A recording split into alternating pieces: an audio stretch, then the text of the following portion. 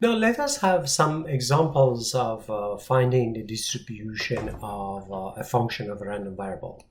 In this example, we want to find the distribution of a simple linear transformation y equal to ax plus b.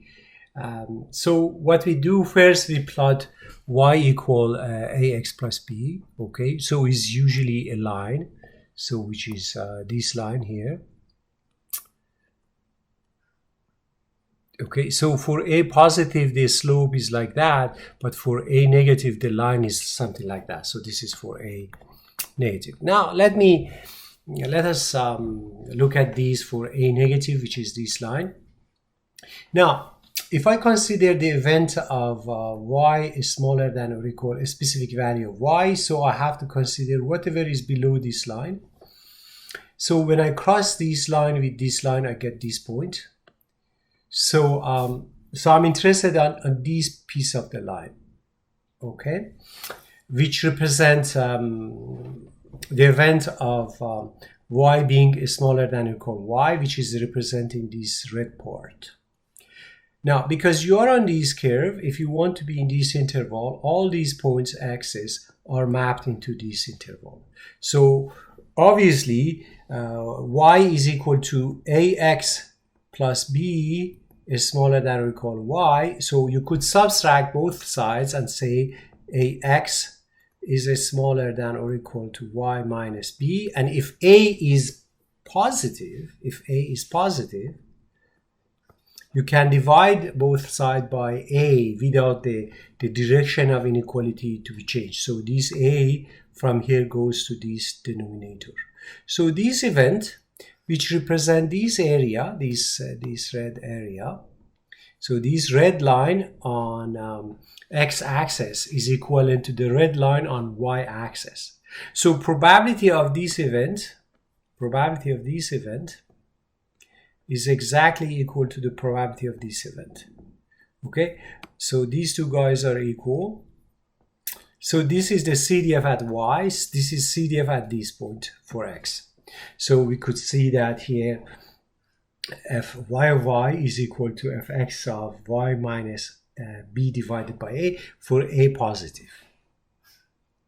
For a negative, situation will change. We'll talk about it later on.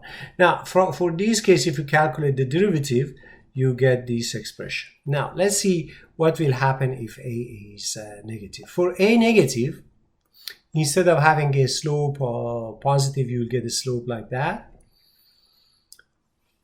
In that case, you have ax plus b is smaller than or equal y, so you get ax is smaller than or equal y minus b. Now, if you divide both sides by a, because a is negative, the direction of this inequality will change. So this is equivalent that x is bigger than or equal y minus b divided by a, if a is negative. So if a is 0, you cannot divide it. If a is 0, this guy disappears.